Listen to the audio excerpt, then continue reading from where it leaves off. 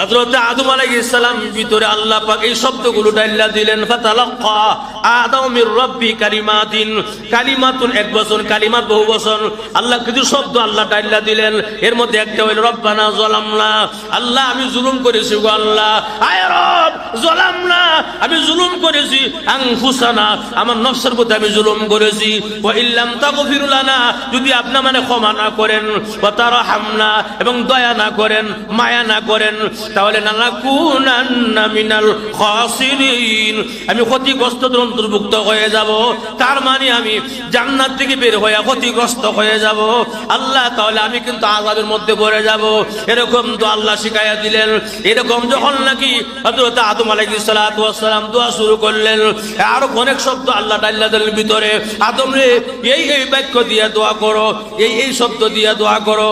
আদম আলাইহিস সালাম যখন দোয়া আরম্ভ করে দিলেন, 350 বছর কান্দে কান্দে কান্দে কান্দে 350 বছর যখন কাঁদা প্রায় শেষ, হঠাৎ করে আল্লাহর পয়গম্বর আদম আলাইহিস সালাতু ওয়াস সালাম বলে, আল্লাহ জীবনে কত দোয়া করলাম, কত শব্দ বললাম, এখনো একটাও দেখা যায় আমার এখনো পরিবর্তন হয়েছে না, তোমার মায়া দয়া লাগে না।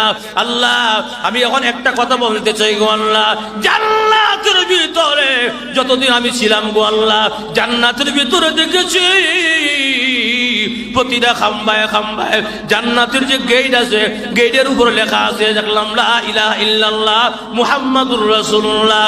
আল্লাহ তোমার নামের সাথে একটা নাম আছে, মেহেরবানি করে আমাকে ওই নামটার উসিলায় মাফ করে দাও।